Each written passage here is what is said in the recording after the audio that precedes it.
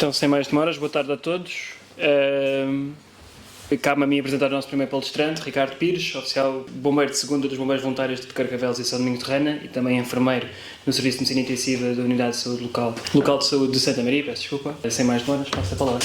Então, boa tarde a todos, muito obrigado pelo convite. É um gosto enorme estar a regressar a uma casa onde trabalhei durante alguns anos e onde tive a sorte de passar por algumas funções na qualidade de operador do Centro de Orientação de Doentes Urgentes e depois também como técnico de ambulância de emergência. Aquilo que propuseram eu hoje vir aqui falar está relacionado com a farda que eu hoje trago vestida. Essencialmente é aquilo que é a função, muitas das vezes assumida pelos bombeiros a quando são solicitados para uma situação de emergência pré-hospitalar, de situações de exceção, incêndio, seja qual for a situação, cabe muitas das vezes, de acordo com a legislação em Portugal, nomeadamente o SIOPS, o Sistema Integrado de Operações de Proteção e Socorro, assumir aquilo que é a função do comandante das operações de socorro. E o que é que isto importa dizer relativamente a esta função? É que ela pode ser assumida por um qualquer agente de proteção civil, que não, em particular, um bombeiro. É claro que, de acordo com a legislação, a figura dos bombeiros, chamada para uma situação de emergência, acaba por ser aquele que assume a responsabilidade de efetuar não só o comandamento da operação, o comandamento e a articulação com todos os demais que possam intervir numa situação de emergência, seja ela qual for, mas também aquilo que é a primeira solicitação de meios, depois do reconhecimento que possa fazer. Depois desta introdução, queria chamar a vossa atenção para algumas das fotografias que trago, que todas elas são de Portugal e representam algumas das últimas situações que se calhar se diriam de exceção na última década. E chamo a vossa atenção também para aquilo que é a interoperabilidade de todos os agentes de proteção civil, sempre a corresponder a estas situações. É claro que isto só faz sentido, lá está, porque há um sistema que corresponde a todas estas situações, em que o chefe da primeira equipa, como eu vos dizia, a chegar ao local, assume de imediato o comandamento desta operação de proteção e socorro, contemplado na legislação, como eu vos dizia. E o que é que importa dizer sobre a função específica do comandante das operações de socorro? É que este,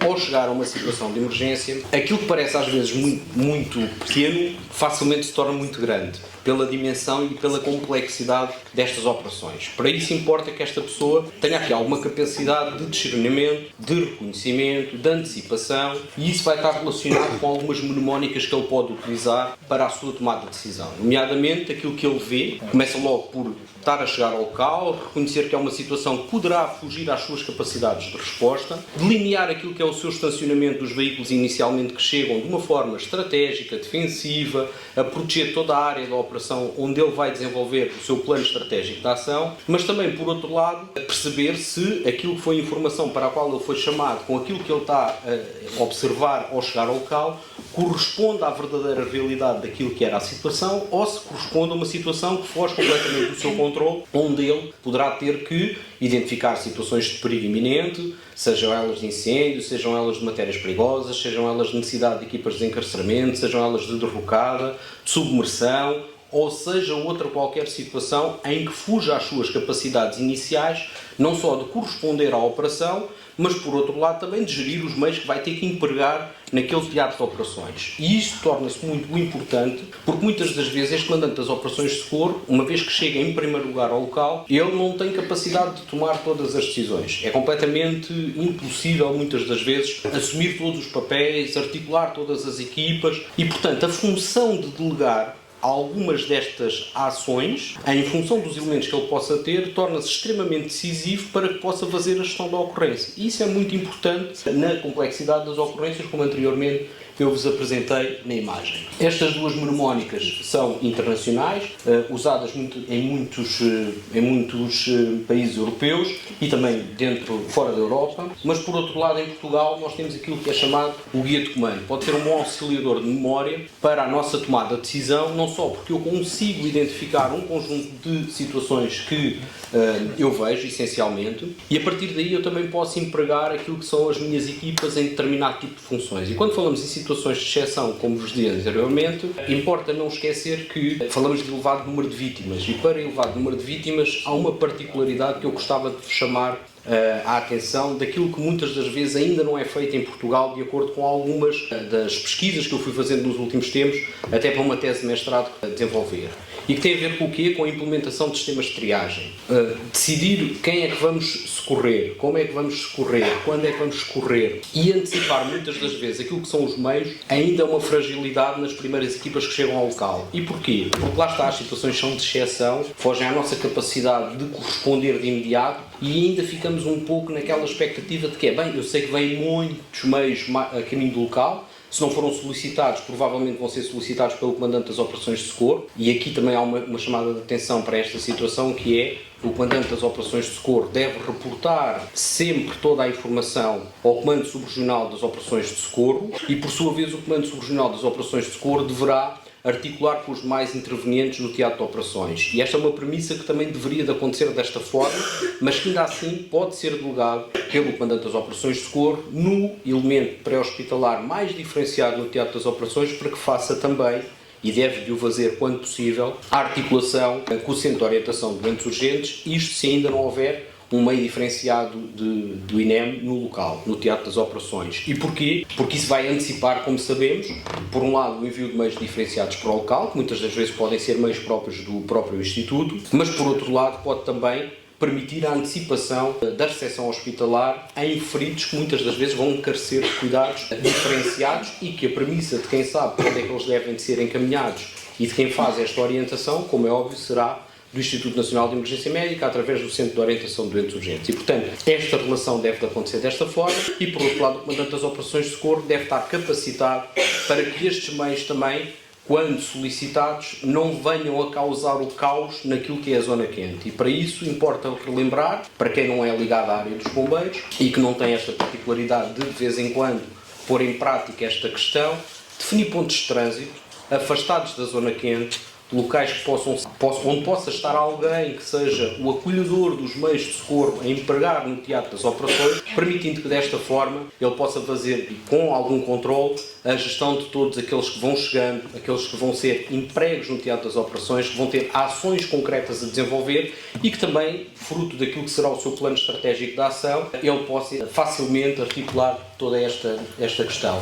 E porquê? Porque importa relembrar, provavelmente não conseguem ver todos, mas um comandante das operações de socorro, na primeira fase do sistema de gestão de operações, tem a sua capacidade limitada para gestão até 6 equipas e 36 operacionais, o que faz com que muitas das vezes facilmente nós possamos ultrapassar esta nossa premissa de gerir todo um teatro de operações, onde facilmente esteja presente a polícia, esteja presente a GNR, esteja presente ambulâncias dos bombeiros, ou veículo de desencarceramento, ou vários veículos dos bombeiros que possam complementar as operações de socorro. Esteja presente, por exemplo, a UMIP do Instituto Nacional de Emergência Médica, uma VER, só falando destes pequenos meios que podem ir para uma operação muito simples, um acidente rodoviário com alguma complexidade, 2, 3 encarcerados, em que haja ali uma particularidade, necessidade de apoio psicológico porque há uma criança ou porque há uma situação de paragem cardiorrespiratória iminente, logo aí fica limitado o comandante das operações de socorro para gerir todas estas pessoas.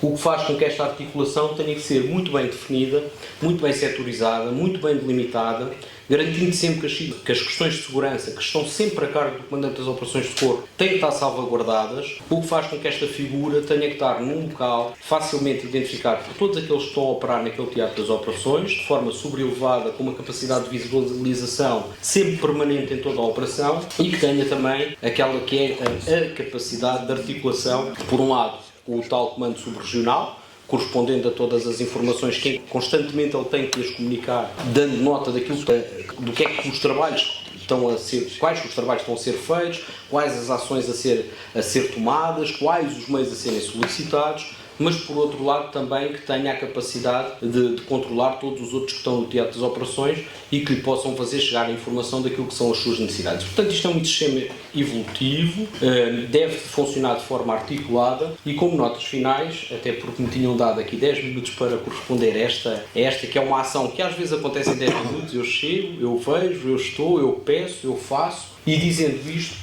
reterem que o COS deve manter sempre visível e sobrelevado e afastado do caos, permitindo que desta forma possa tomar as melhores decisões, deve ser realista e adequar as suas decisões face à realidade de um cenário e deve-se relacionar facilmente com os demais intervenientes num teatro de operações e não só porque muitos mais podem ter que comparecer para corresponder a estas situações. E lembro-me, por exemplo, dos mídia, que muitas das vezes numa fase inicial até aparecem mais primariamente do que os meios que possam ser complementares à resposta à operação de socorro. E acabam por ser também um desafio a ter que gerir numa fase inicial. E depois saber delegar tarefas é fundamental para que possa ter sucesso no comandamento de uma qualquer operação. Por fim, dizer-vos que elas começam sempre pequenas, as operações de exceção, as situações de exceção, tornando-se em operações de proteção e socorro grandes, com complexidade, em que todos somos necessários, cada um deve ter o seu papel e deve-se saber respeitar acima de tudo quando estão perante uma destas situações. Dito isto, ficava disponível para qualquer questão, qualquer observação. Espero ter sido o mais claro possível para aquilo que eram os objetivos pretendidos. Se tivesse que apontar qual é que seria o fator decisivo no prognóstico das potenciais vítimas num cenário multivítimas que esteja a cargo da primeira equipa que chega ao cenário? Eu diria que o reconhecimento, mesmo até na primeira chamada em que o cidadão identifica que alguma situação está a acontecer, é fundamental para desencadear todo o processo de reabilitação que esta pessoa possa vir a ter. E esta articulação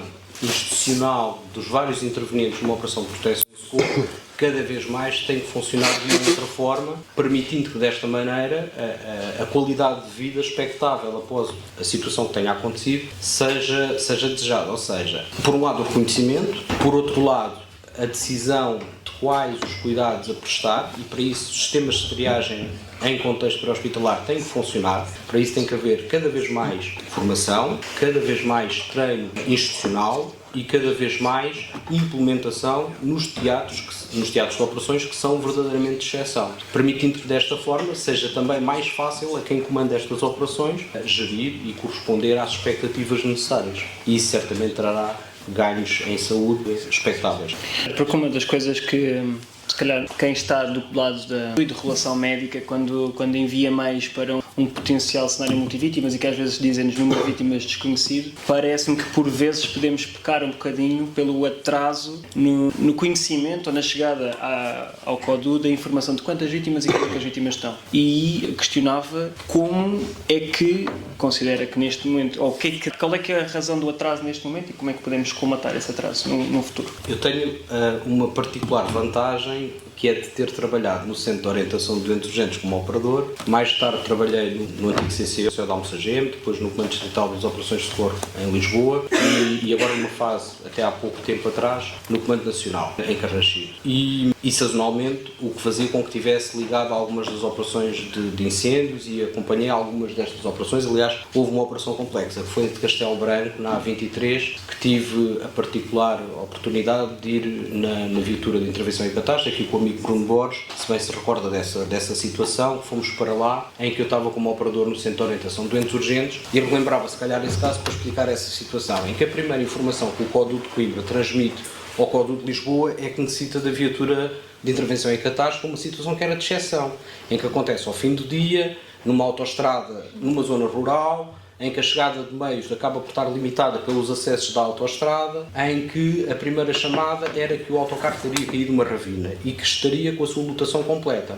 Mas não sabíamos que tipo de feridos tínhamos, se eles estavam encarcerados e quais as necessidades de cuidados é que eles apresentavam, e isso fez tomar decisões de antecipação, que foi, na dúvida, manda-se os meios. Aquilo que se deve fazer também é mandar os meios para uma área que não a zona do acidente, porque senão então estamos a transportar o problema para cima de mais um problema que já está a acontecer. E essa se calhar pode ser uma tomada de decisão inteligente, que é, quando uma informação ainda é precoce, mais vale jogar pelo envio excessivo. Isto, nomeadamente, em zonas onde sabemos que poderá, pela demora do tempo da chegada dos meios, condicionar depois a resposta de cuidados hospitalares ou cuidados médicos diferenciados no local da ocorrência. E, portanto, sempre que estamos a falar nas áreas urbanas, eu diria que é facilmente gerível qualquer uma ocorrência de exceção, porque temos muitos meios e facilmente os mobilizamos. Mas posso recordar que outra ocorrência que aconteceu em Setúbal, a meio da manhã, a resposta já foi mais demorosa, porque a escassez de meios também acaba por levar a que haja alguns atrasos, o que significa que esta articulação tem que acontecer de forma, muitas das vezes, precoce pela escassez da informação. No entanto, a partir do momento em que há um agente de proteção civil nesse teatro das operações, a informação, mesmo que não seja uma informação muito pormenorizada. A partir do momento em que há uma informação do número de vítimas existentes e aquilo que possa ser o seu compromisso em termos da metodologia da ABC, DE, mas que haja um compromisso de A, que haja um compromisso de B ou que haja um compromisso de C, diria eu que se tiver a comandar uma operação, eu não tenho capacidade de tempo de ser explícito na informação que eu tenho que transmitir para o Centro de Orientação de Eventos Urgentes, que muitas das vezes é aquela que me é requisitada. E já me aconteceu em algumas situações eu ter que ser um pouco mais incisivo e pedir, e claro, conhecendo o sistema torna-se muito mais fácil, a oportunidade de falar ou com o médico regulador ou com o responsável turno, dando nota que, estando eu a comandar uma operação,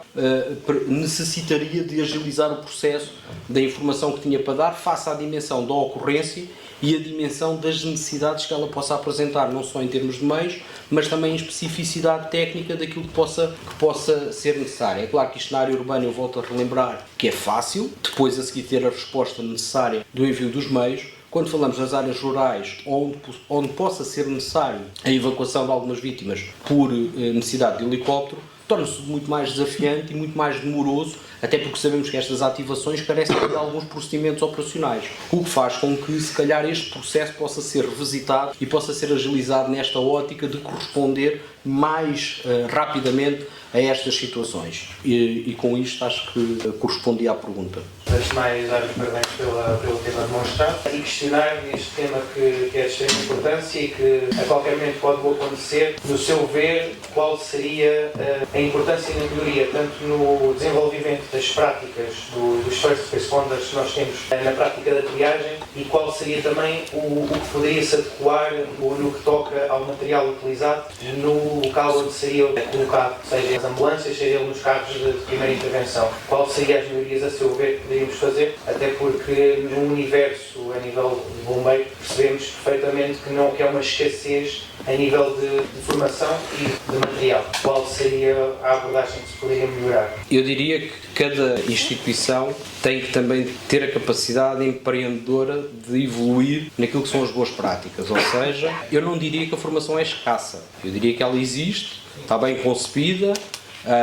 Temos orientações muito bem determinadas daquilo que são as escolas que devemos de procurar para que nos possam, de alguma maneira, preparar para estas situações. Ainda assim, isto carece de um treino constante. Isto é como, diria eu, como almoçar. Se todos os dias almoçarmos, todos os dias vamos saber que àquela hora temos fome e que àquela hora queremos comer.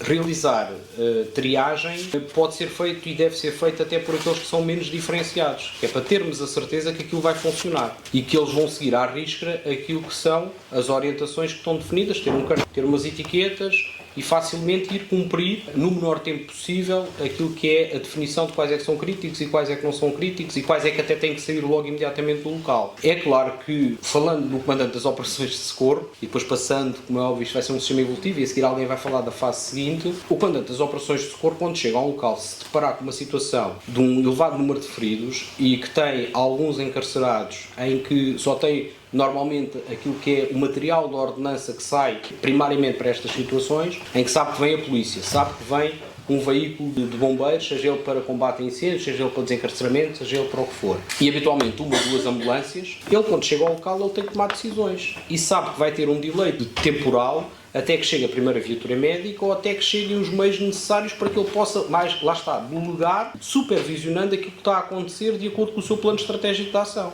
E isto, o tempo não vai parar. E o tempo não parando faz com que, quando analisamos depois as fitas de tempo, é que percebemos, efetivamente, onde é que estão oportunidades de melhoria. Em que o processo de aplicação de triagem é verdadeiramente uma oportunidade de melhoria. Tem que ser aplicado neste tipo de ocorrências. Não só porque isso é perceptível quando há as passagens de dados, seja para o Comando Subregional das Operações de Socorro, seja para o Centro de Orientação de Eventos Urgentes. Se cruzarmos as duas fitas de tempo, é perceptível que muitas das vezes a informação não foi fina, não foi explícita, deixa estas dúvidas a quem está a regular, muitas das vezes, falando particularmente aqui na questão do Centro de Orientação de Eventos Urgentes, em que queria mais saberes, queria quase ter lá uma câmara para ao minuto também começar a tomar as melhores decisões adequadas, até para preparar a recepção hospitalar, porque se isto funcionar em cadeia, aquilo que é expectável era que isto funcionasse desta forma.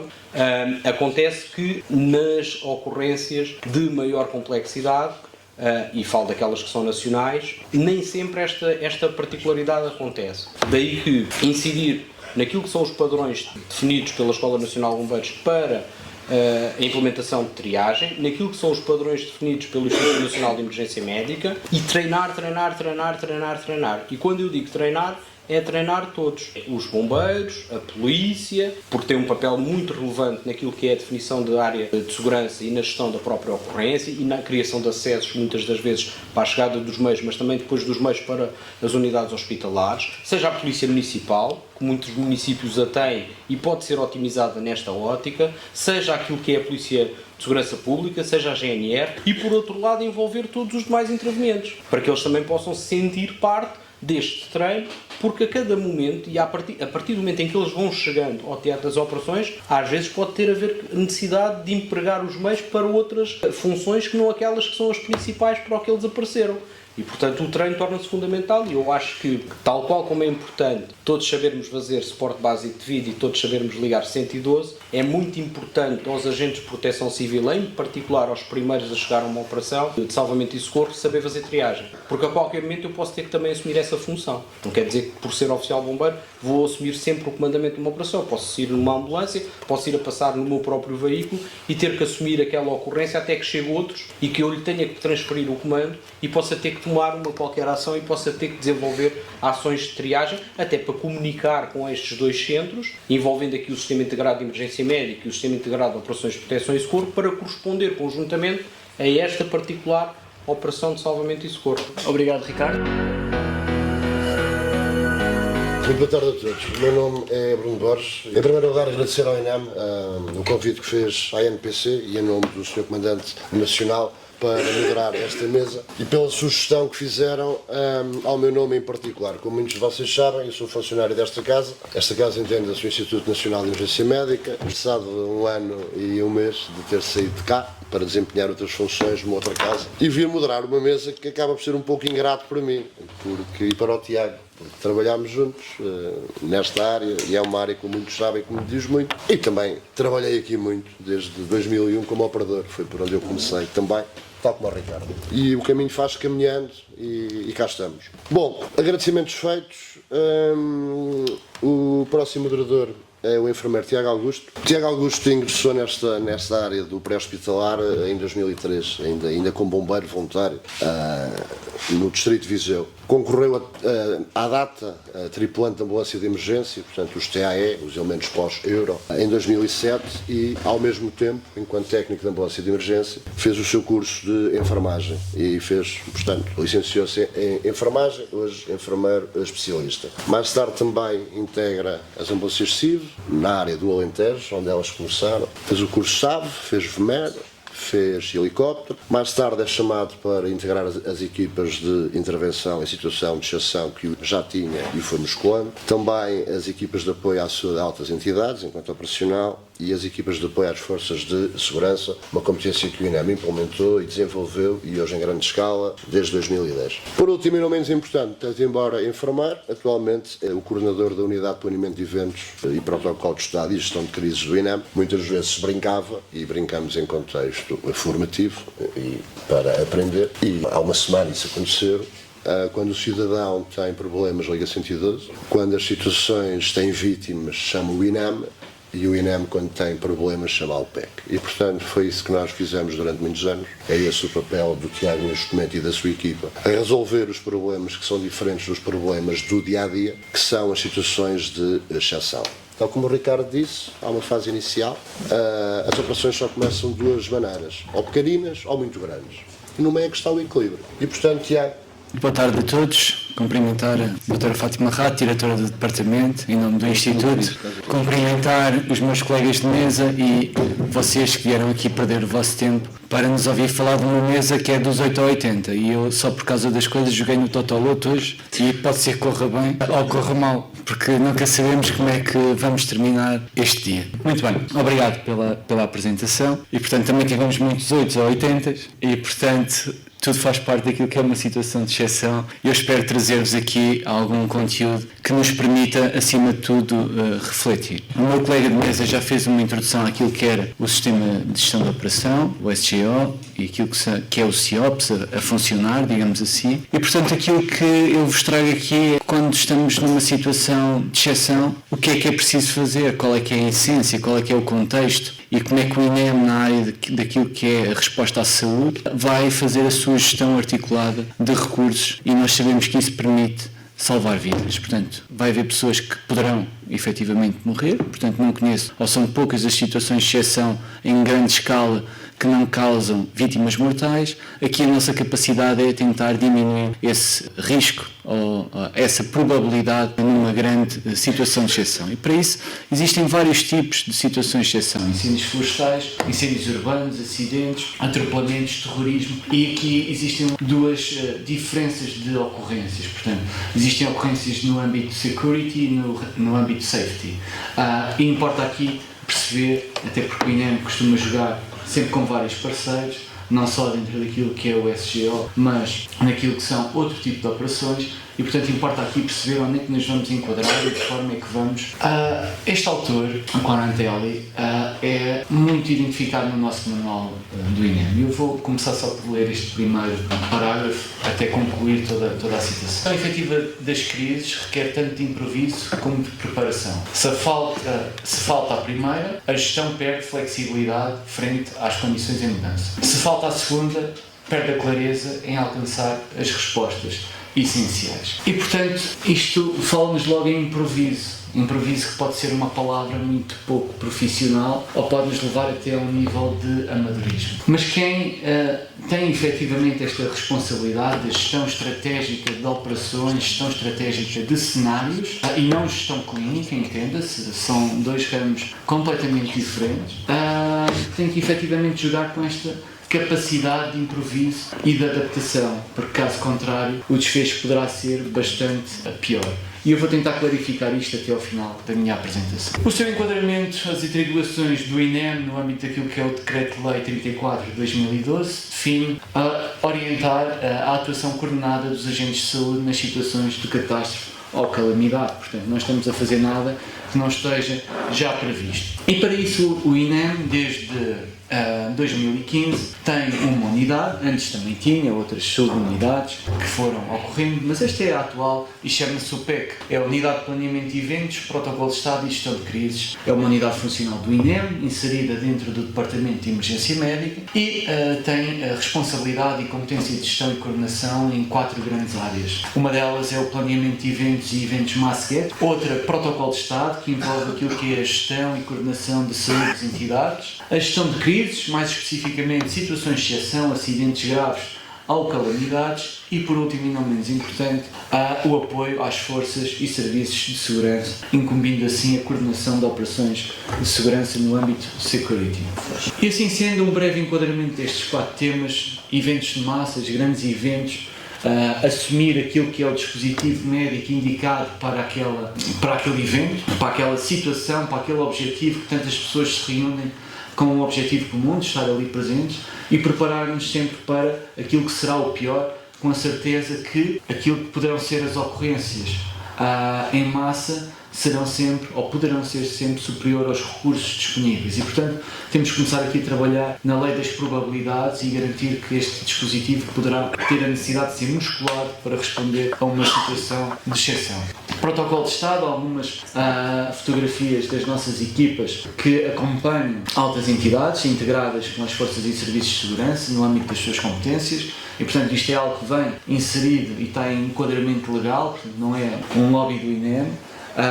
E portanto é uma responsabilidade acrescida que o INEM tem. O apoio às forças e serviços de segurança, e aqui algumas também imagens ilustrativas que demonstram várias atuações das equipas do INEM nestas áreas. A gestão de crises, situações de exceção, acidentes graves e catástrofes, mais algumas imagens conhecidas, 2 delas, aliás uma delas já passou aqui pelo meu colega Ricardo, e o título é que era "Acidente de autocarro faz um ferido grave". E eu já vou tentar também desmistificar um pouco isto, porque efetivamente só deu um ferido grave, mas há ocorrências que nascem simples como é a questão daquilo que vocês poderão ver e tornam-se complexas. Há ocorrências que nascem complexas e ficam complexas, e há ocorrências que começam complexas e depois simplificam-se.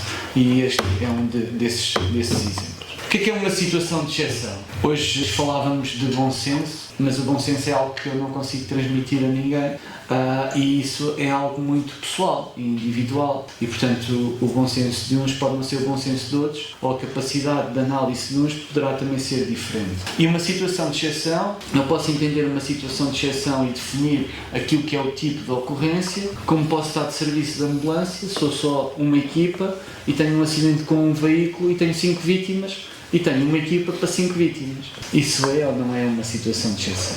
Portanto, vamos ter sempre que analisar, avaliar e tomar decisões. E, portanto, eu enquadrava aqui, de acordo com aquilo que é o dicionário, uma exceção será o desvio da regra geral ou do que é mais comum, que não deixa de ser uma identificação muito subjetiva e fica na mesma. E, portanto, continuando a desmistificar um pouco daquilo que falava deste acidente, onde nós os dois estivemos presentes, também, foi uma ocorrência que começou bastante complexa. E porquê há uma chamada que cai na nossa central a dizer que um autocarro teria capotado na A1? Basicamente, de uma forma genérica, é a chamada inicial. E, portanto, juntamos aqui vários fatores. Portanto, um autocarro na A1 não vai a pequena velocidade, vai na sua velocidade máxima, 90 a 100. Se está capotado, as pessoas, regra geral, não usam cinto nos autocarros, portanto, uma grande probabilidade de vítimas. E, portanto, vamos começar a acionar meios, começar a colocar aquilo que é o CIOPS em funcionamento e, consequentemente, o SGO. E o INEM foi-se adaptando. À medida que fomos sabendo mais informações, sabíamos que este autocarro transportava uma equipa de handball jovem, portanto, estamos a falar de uma faixa etária mais pequena, o que aumentava o potencial da situação de exceção, porque não há hospitais pediátricos da mesma capacidade de resposta que temos hospitais para a faixa etária de adulto, mas também nos trouxe uma boa coisa, é que sendo uma equipa de handball, tinham tutores e os tutores obrigaram todas as crianças a meter cinto. E, portanto, isto safou-nos aqui de uma grande situação de exceção. Mas a máquina estava montada, os meios foram acionados, a resposta foi o que foi, muito haveria a falar sobre isso, sobre a organização, o que vemos na fotografia, o que é que temos que trabalhar, mas efetivamente para vos falar que uma situação de exceção pode ter efetivamente vários contornos. Relativamente àquilo que é a organização dos procedimentos no teatro de operações, vamos falar aqui de 7 pontos essenciais que não devem ser descurados e devem ser cumpridos na íntegra pela sua ordem. E a primeira, busca e salvamento. Não compete a qualquer missão de busca e salvamento, compete sim a outras entidades competentes no âmbito da ANPC, portanto estamos a falar de uma operação safety.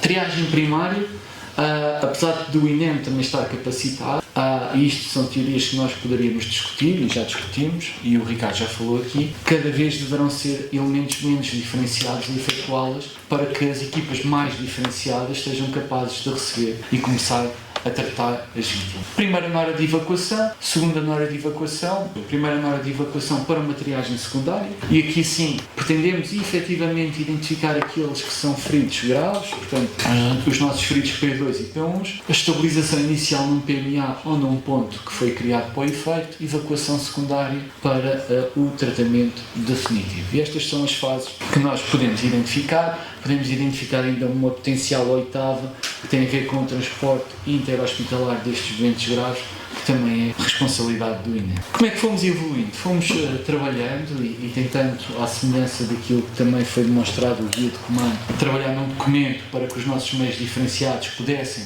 ter um guia orientador de informação e passar toda a informação necessária aos nossos CODUs e, portanto, garantir que são os olhos efetivos dos nossos CODUs e nos vão permitir a subir todas as escaladas que são necessárias, subir todas as escadas que são necessárias, ativar os meios e recursos necessários, iniciar esta interligação do CIEM e do CIOPS, aí em conjunto subirmos as fases do SGO, garantindo assim uma resposta adequada ao incidente. E portanto as fotos são várias e nós devemos sempre ir aprendendo ao longo do tempo. Isto são fotos de várias situações de exceção, onde podemos discutir se queremos fazer um stay and play, se queremos discutir se queremos fazer um scoop and run, podemos querer simplificar aquilo que será a nossa abordagem ao máximo e, portanto, vários cenários ou várias soluções serão sempre possíveis e não há uma solução ideal. E isso está sempre a cargo daquilo que será a coordenação no âmbito da saúde dentro daquele teatro de operações. E a coordenação é fundamental porque, como demos conta, temos 20 ou 30 ambulâncias, 10 enfermeiros, cada uma com a sua filosofia, meio CIV, comandantes dos bombeiros, o comandante do teatro de operações, o COS, e dependendo da fase do SGO, não sabemos com quem é que vamos estar e, portanto, importa começar a organizar todas estas equipas e enquadrar aquilo que é o SGO. E este ponto de comando operacional, portanto, divide-se principalmente em 3 células, a célula de planeamento, operações e logística, e é na célula de operações que o INEM garante o seu lugar. Portanto, digamos que pode assumir aqui aquilo que é o núcleo técnico de emergência médica e pode incluir também o seu núcleo de coordenação de apoio psicológico com as nossas UMIPs. E é aqui que ele se insere e é aqui que começamos a trabalhar em conjunto. E aqui garantimos, ou devemos garantir, ou tentamos sempre garantir, aquilo que é um oficial de ligação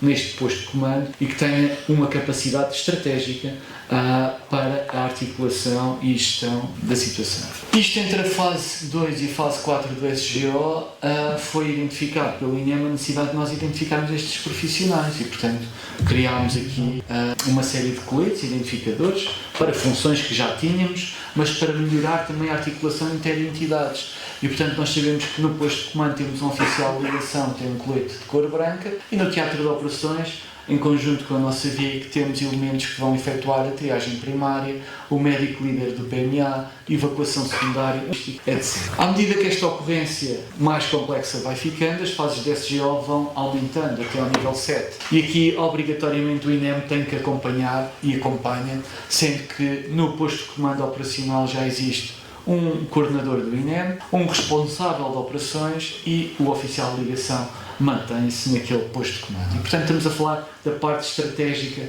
da operação. Na área da tática e manobra, podemos aqui identificar que os elementos que se encontravam a trabalho irão continuar, a nossa VIC vai continuar a manobrar, mas aumentamos um elemento de planeamento. E porquê? Porque a partir da medida que os doentes vão chegando, é preciso criar fluxos de doentes, é preciso garantir que os doentes saem do teatro de operações para podermos receber mais doentes e podemos garantir que o nosso PMA nunca excede a sua lotação, garantindo assim um sucesso no encaminhamento dos doentes ao hospital.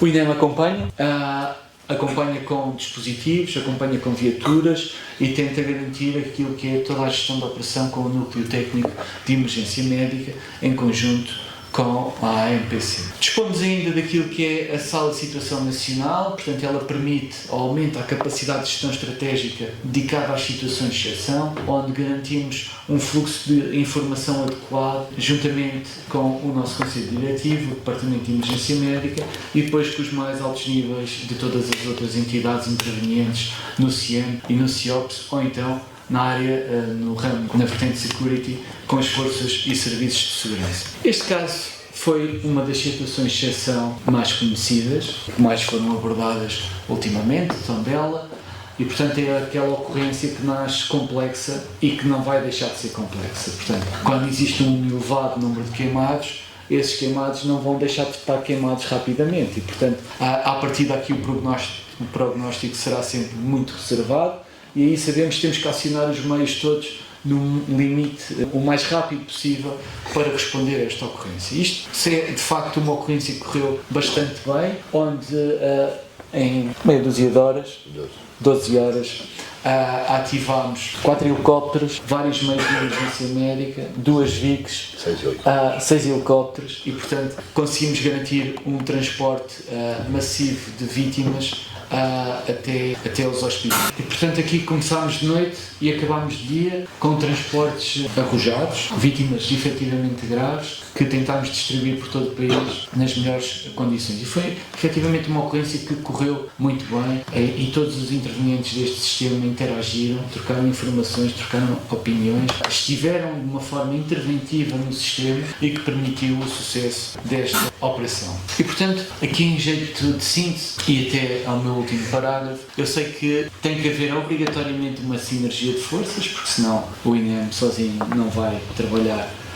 da melhor maneira, nem da maneira mais eficiente possível, e só isso é que irá permitir ganhar vidas. E para isso, por baixo de tudo isto, temos que garantir aquilo que é a segurança, um planeamento, a articulação, a comunicação, a formação e o treino, como já foi aqui falado. E portanto, dentro de todos estes tantos pontos que nós temos que trabalhar até garantir a excelência, cabe-nos a nós também discutirmos aqui este tema que abordamos, do 8 ao 80, e garantir que amanhã estaremos melhor preparados do que hoje. E, portanto, a nossa capacidade de improvisar é efetivamente isso. Portanto, não nos devemos preocupar se a preparação nos parecer tão rígida que minimiza a forma e as capacidades de improviso. Pelo contrário, o esforço de preparação em si, ainda que de forma modesta, aumenta a habilidade de improvisar. E, portanto, assim termino a minha intervenção. Muito obrigado. Boa tarde a todos novamente. Parabéns, Tiago, pela apresentação que fizeste, não só pela sintetização, pela objetividade e pelo paralelismo que foi feito dentro daquilo que é o atual sistema de gestão de operações e que o INEM não só pode e está obrigado a acompanhar. A legislação é clara e, portanto, no que essa matéria diz respeito, que não haja dúvidas. Por outro lado, o Sistema Integrado de Emergência Médica, todos sabemos o que é, está enquadrado naquilo que são as competências do INEM, mas em termos de operações, como o Tiago disse bem, há apenas duas: Security e Safety. Mas embora haja aqui uma linha muito tênue, certo? Mas já lá iremos. E portanto, uma é bombeiros ou proteção civil e a outra são polícias. E aqui debatemos 4 temas essenciais: os grandes eventos, ou seja, coisas planeadas, mas tem muita gente, pessoas que podem ter ou não necessidade de cuidados médicos e manterem a ver o seu conchego, mas pode ter um atentado e, portanto, é uma situação tranquila que rapidamente evolui para outra. Competências específicas do INEM que estão legisladas, a proteção à segurança das entidades e o apoio às forças de segurança, que estão reguladas no plano coordenador das forças e serviços de segurança, que é confidencial, enquanto o sistema de gestão de operações todos conhecem que é público, o plano coordenador das forças e serviços de segurança é confidencial, por isso é natural que muitas pessoas o desconheçam e confundam a linha ténue entre o SG e aquilo que são operações de segurança. E depois entramos do 880, do autocarro, que eram aquelas jovens todas, chovia bastante, e acabámos no 80. Efetivamente, uma explosão que começou, 80, portanto, em Tondela, por volta das 8 da noite, em que a chamada inicial e o resto que já falaremos foram decisivos para todo o sucesso que esta operação teve. E o sucesso só começa num sítio, é no início. E portanto, começando pelo início, parabéns pela apresentação, questões que queiram colocar ao Tiago ou aos elementos da mesa relativamente à sua apresentação. Quero parabenizar-vos por esta iniciativa e fazer uma questão muito inicial. Naquilo que é o Sistema Integrado de Operações de Socorro, numa primeira fase do METAN, em que identificamos uma situação de exceção, a primeira fase e a responsabilidade das vítimas irá ser dos bombeiros, correto? Até à chegada de um meio diferenciado que irá tomar a ocorrência da triagem, a responsabilidade de triagem e o encaminhamento das vítimas para o local mais correto. Qual é a sinergia entre INEM e bombeiros, nomeadamente na responsabilidade da triagem primária? Sabemos que o médico torna-se responsável pela triagem secundária e das lesões e qual o hospital mais indicado para ser transportado, mas na triagem primária, qual a sinergia entre INEM e bombeiros poderá haver? Porque, como o oficial bombeiro Ricardo Pires mencionou, há formação, certamente há bombeiros formados naquilo que é a gestão e liderança de operações de exceção e tornam-se os responsáveis pelo que é a triagem primária. Mas chegando no elemento do INEM, a quem é que passamos essa responsabilidade? A não ser que seja, claro, o médico responsável do meio diferenciado. Muito boa tarde. Não percebi de onde era.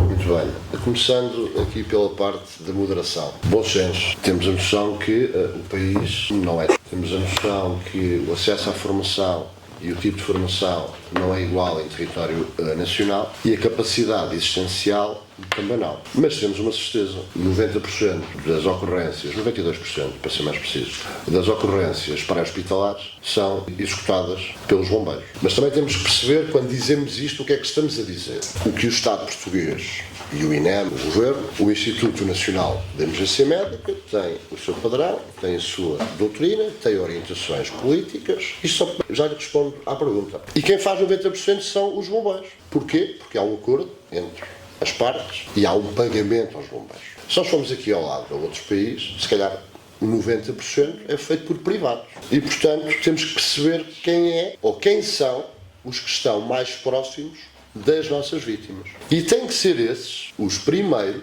sejam eles quem forem, sem prejuízo e com o devido respeito de todas as fardas, a terem a capacitação para, primeiro, identificar, segundo, ter a capacidade de, com poucos recursos, salvar muitas pessoas e depois pedir ajuda. Basicamente, uma coisa mais ou menos assim. A sinergia entre o INEM e os bombeiros. Eu sou suspeito, vou passar e não compete a mim, porque fui bombeiro, estive no INEM 20 anos e agora estou na ANPC. Passo aqui ao Tiago, mas poderei ajudá-lo a seguir. Ok. Vou responder da melhor forma. Vou tentar. Portanto, se nós analisarmos a primeira fase do SGL, busca e salvamento, não compete ao INEM. E, portanto, o primeiro a ter contacto com as vítimas serão garantidamente vocês. E, portanto, essa é a vossa área. Eu percebo que vocês têm a necessidade de triar as vítimas para perceber qual é que trazem primeiro. E, portanto, não nos choca nada que essa primeira triagem seja feita pelos nossos parceiros, antes pelo contrário. Aliás, as fases assim determinam. Em consequência a isso, nós podemos de seguida fazer uma triagem secundária e isso permite-nos identificar precocemente vítimas graves, que é isso que nós queremos e é isso que queremos identificar, tratá-las, estabilizá-las e encaminhá-las ao hospital. E portanto aquilo que depende de nós e nos exercícios que temos feito e que temos tentado testar, qual é que será efetivamente a melhor doutrina para colocarmos em prática. E já houve 2 exercícios este ano a nível nacional, onde nós testámos efetivamente esta mudança de paradigma, não é? Deixar que as ambulâncias do INEM ou a FME faça aquela colocação de etiquetas e que se perca uma equipa médica ou que se esteja a cansar uma equipa médica a executar uma grande triagem quando já tem doentes que pode começar a receber. E portanto creio que dentro em breve e ao fim de pressionar depois o Departamento de Emergência Médica podemos mandar uma nova orientação acerca daquilo que é esta opinião. Muito obrigado. Tem que haver sinergias para o bem de todos e acima de tudo para aqueles que precisam de nós. Não é?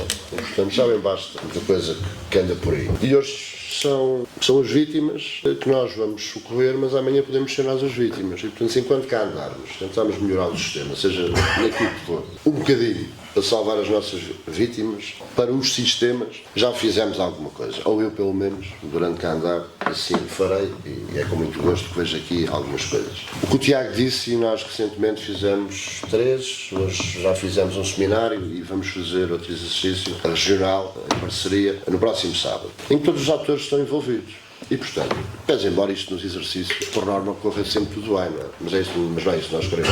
Ainda recentemente, estávamos a planear um exercício onde existia uma bola de cristal e as centrais começavam a mandar tudo e todos e pré-posicionamentos. Não, isso não é verdade, isso não acontece, portanto, até nós nos estamos a enganar. E testámos tudo desde os 112, okay? E mesmo sendo um teste, percebemos uma série de coisas. E uma das coisas que fizemos foi, efetivamente, o acesso que havia àquele sítio, portanto, foi um acidente com um comboio, na zona do Alentejo, e a primeira resposta é a local. Ponto. Mesmo as equipas médicas de proximidade não tinham condições de segurança, tal como no acidente de viação, para aceder àquele local. E, portanto, tínhamos 30 vítimas dentro de um comboio. Quem é a primeira resposta? É essa que tem que ser doutrinada. Mas, atualmente, em formação e, portanto, é uma questão, eu acho que é simples, que é fazermos como fizemos há muitos anos atrás, massificar o SBV.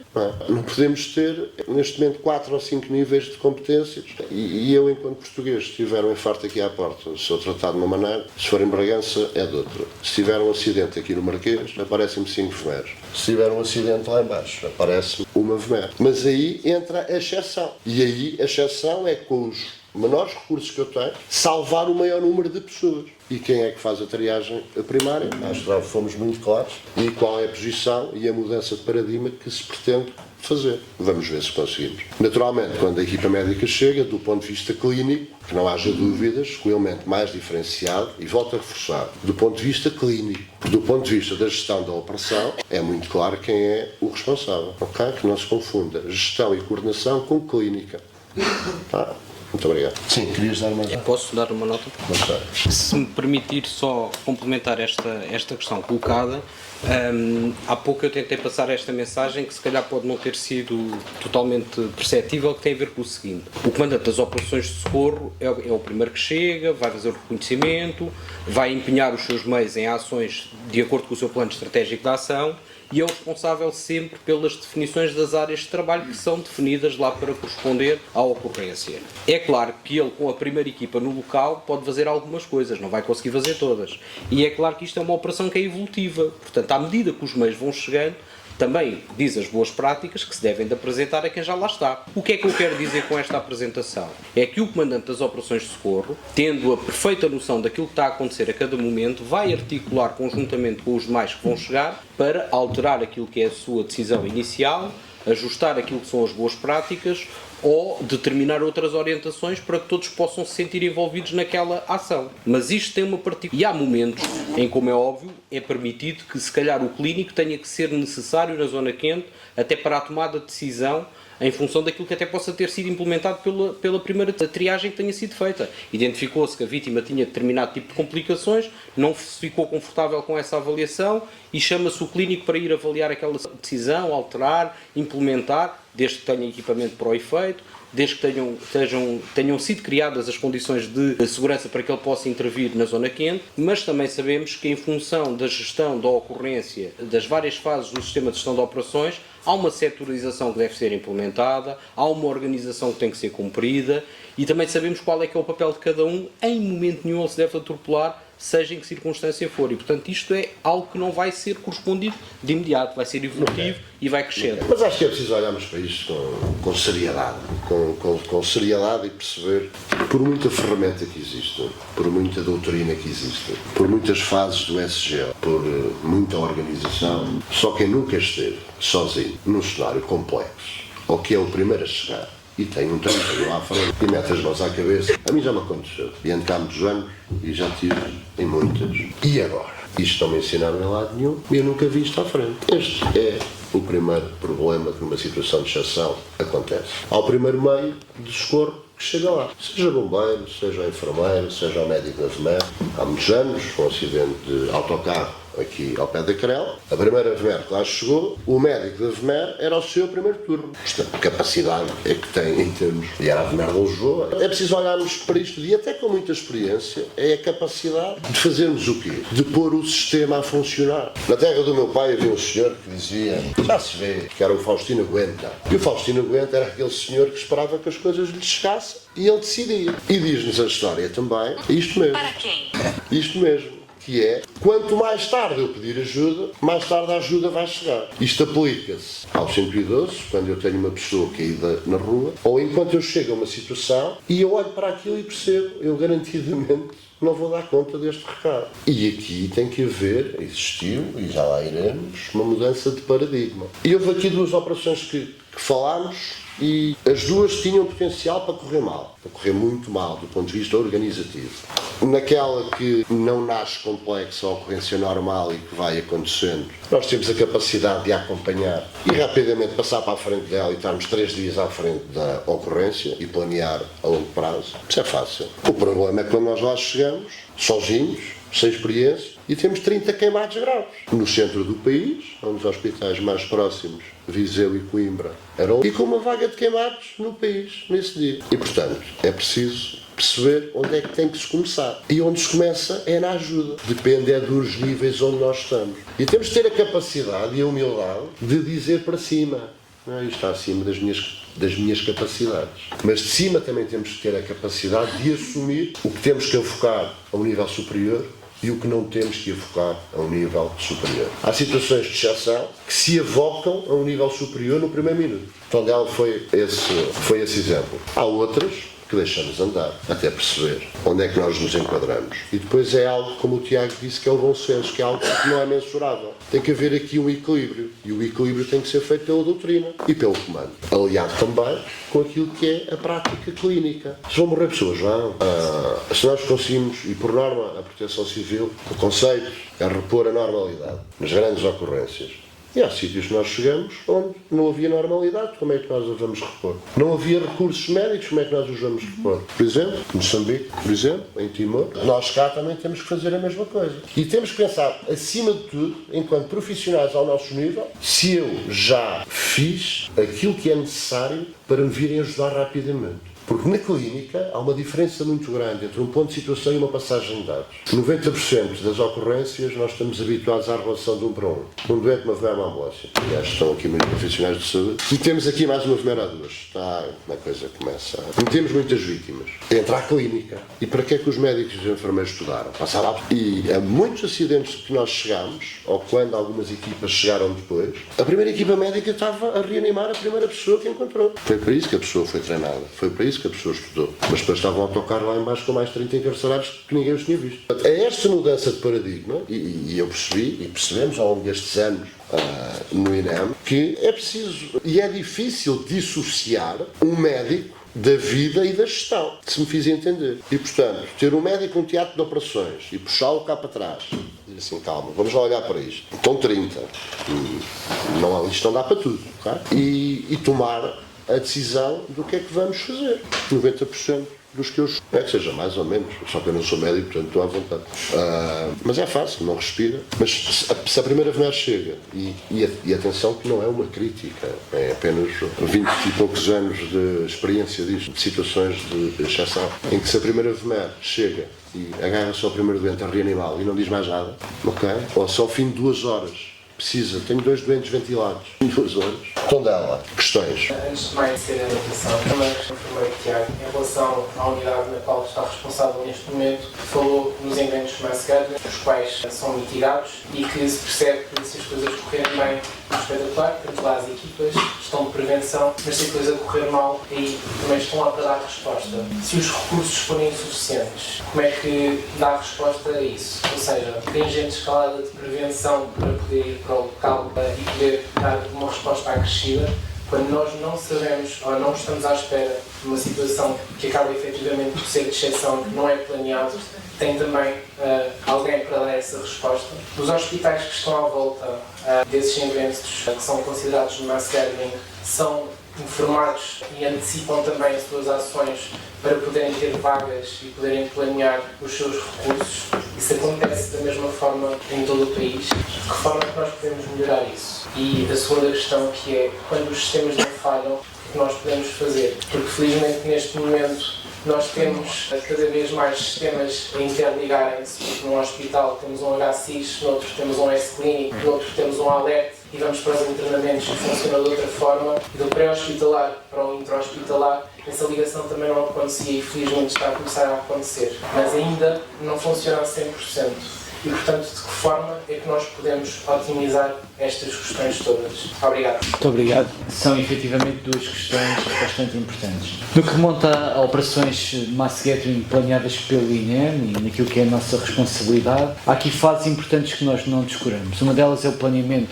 E quando fazemos o planeamento a 2 ou 3 níveis, sendo que os últimos são situações de exceção. E, portanto, eu sei que com aqueles meios, e quando eu ativar a fase 3 do plano, estamos em situação de exceção e tenho a resposta inicial garantida. As restantes são dentro daquilo que é uma operação no âmbito de safety. E, portanto, estas operações, estes grandes eventos de massa, dependendo do conceito da operação, se é no âmbito de security ou safety, envolve os nossos intervenientes de todo o sistema integrado de emergência médica. E compete-nos a nós, dentro da área da saúde, planear atempadamente isto e divulgar esse plano pelos próprios órgãos de comando e até pelos próprios operacionais. Portanto, quando nós organizamos este tipo de eventos, isto faz parte do nosso planeamento. Assim como a prevenção hospitalar. Nós enviamos prevenções hospitalares para determinados hospitais a informar que existe aquele grande evento e o que é que vai acontecer, e aguardamos o feedback. E a partir daqui estreitamos logo comunicações. Definimos um POC, garantimos ou percebemos se esse hospital já está na nossa rede de CIRESP para uma melhor comunicação, e, portanto, este passo está garantido. Em complemento ainda, fazemos uma informação para o Instituto Português do Sangue e informamos que vai haver um evento mass gathering naquela zona para garantirem as reservas de sangue necessárias. E, portanto, este é um procedimento que implementamos e traz os seus efeitos no dia em que acontecer alguma coisa garantidamente. E, portanto, muita coisa pode acontecer. Aquilo que nós sabemos é, quanto mais planearmos, menos vamos improvisar. E é isso que nós tentamos fazer nesta unidade já há bastantes anos. Relativamente à sua segunda questão, as tecnologias de informação falham. É uma realidade e não há volta a dar. Papel e caneta raramente vai falhar. Mas nós estamos a trabalhar continuamente para que estas tecnologias não falhem. E por isso é que adquirimos Starlinks, para termos sempre internet. Por isso é que temos geradores, para termos eletricidade. Por isso é que estamos a trabalhar em sistemas redundantes, nomeadamente gateway e repetidor nas comunicações para garantirmos comunicações e, portanto, temos que trabalhar nas capacidades que esta tecnologia dá para suprimir as suas próprias falhas e, portanto, isso está a ser feito. Relativamente à comunicação desta informação com os hospitais, lamento, mas além de não ser a minha área, também não é âmbito deste fórum, tudo aquilo que seja circuito de informação, via iTeams, hospitais, etc. E, portanto, não vou conseguir responder. Obrigado. Para complementar o que o Tiago disse, e parece-me importante, e uma vez que estamos numa reunião de partilha, dos eventos de massas, dos grandes eventos. Nós não nos podemos esquecer que Portugal não só tem uma grande experiência, como tem uma grande doutrina, e tem doutrinado outros países relativamente a esta matéria. O Euro 2004 foi o boom dos grandes eventos, e, portanto, há 20 anos atrás. E nestes 20 anos, muita doutrina se fez, e muito se fez entre os pares, não foi o INEM, foram as várias entidades, para pôr o nome de Portugal ao mais alto nível. E, portanto, eu cito que há um ano atrás nós tivemos pessoas cá para preparar o Mundial, era onde, já não lembro. Depois ficaram contigo. Mas bom, vieram ver como é que nós fazíamos cá. Mas acima de tudo, há aqui outra peça que não falámos e que vamos ter que falar, que é o Sistema de Informações de Segurança, onde o INEM tem representação. E qualquer evento tem uma avaliação do grau de ameaça. E, portanto, não é por haver muita gente num sítio que andamos, permita uma expressão, cá todos meio adormecidos. Isto para percebermos também que existe avaliação por parte dos serviços de segurança. Há um gabinete específico onde o INEM tem representação, a ANPC tem representação e neste momento nós estamos a trabalhar na reunião de ontem para o Mundial de 2030. E, portanto, há todo aqui um conjunto de informação que não é pública, por razões óbvias, e é possível ajustar em função dos graus de ameaça e das possibilidades e jogar nas probabilidades, não só responder ao doente que está a ver o seu concerto, mas fazer outras coisas mais. Os 2 minutos, Tondela. O sucesso daquela operação teve no elemento da primeira equipa que lá chegou. A ocorrência acontece aos 20 e pouco, e o primeiro via 112, o INEM à data e ainda hoje tem 4 critérios de notificação interna para situações excepcionais. O CODU, onde a chamada entrou, o sucesso foi o operador, o chefe de equipe, que rapidamente passaram a informação, e a primeira equipa que chegou lá. E a primeira equipa que chegou lá foi a CIV de Tondela. Estava eu, permito-me, ao telefone com a diretora regional do centro, e ela perguntou-me se o CODU já me tinha ligado, que eu tinha sido há minutos, eu disse que ainda não. Está a acontecer isto, e eu estava a chegar a casa. E eu andava sempre por rádio, tinha paranoia dessas coisas. Mas já vou ver, aqui tinha 5 minutos. E liguei o rádio e ouvi o colega da CIV a dizer: cheguei, tenho 30 pelos queimados graves. Está resolvido, é hoje. E automaticamente aquela ocorrência passou a ter outro tipo de gestão pelos gestores do INEM e, sem sombra de dúvidas, foi carregar no botão e pôr a coisa a funcionar. Tondela, Viseu ou Coimbra. Os primeiros foram andando, isso não há dúvidas, até lá chegar alguém. O enfermeiro teve que os tentar agarrar. Aquilo depois foi, e se virem as notícias, foi complexo. Há que tomar decisões. Avisar o hospital de Viseu, ativem o seu plano externo de emergência, abram as portas porque eles vão chegar. E, portanto, o Gonçalo Arfo, lembra? Eras tu, não? O contigo foi Pedrógão.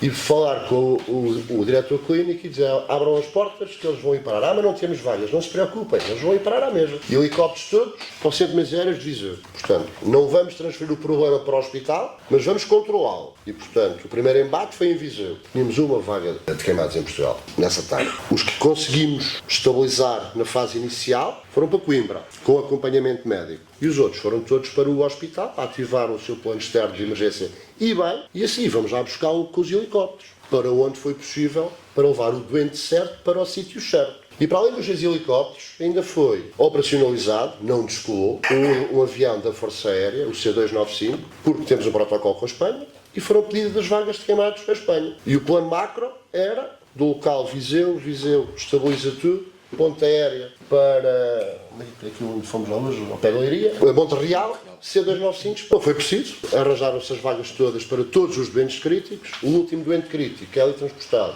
queimado grave, estava a entrar às 8h02 da manhã, foi contigo e no hospital, e portanto durou 12 horas. Isto tudo só foi possível graças ao elemento que atendeu, ao chefe de equipa no CODU e ao primeiro elemento que lá chegou, e com a sua objetividade toda a gente percebeu o que é que estava a acontecer. E sim, e deixar rodar. Os meus minutos são longos. Muito obrigado.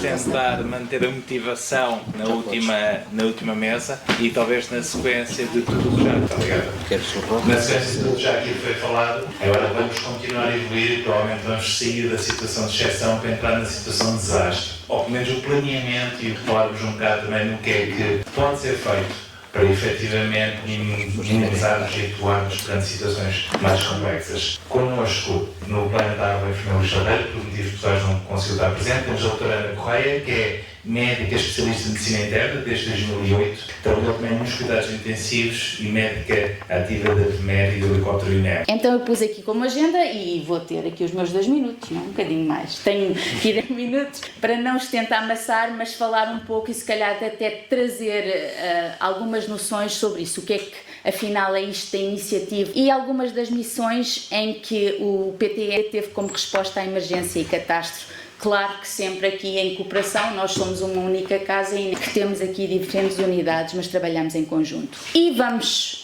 como tudo começa pela história, vamos montar aqui a Haiti. Se calhar se eu falar Haiti 2010, muitos de nós lembram-se disto, alguns se calhar não, mas foi aí que estas situações de catástrofes a nível internacional se percebeu que havia necessidade de mudança do paradigma.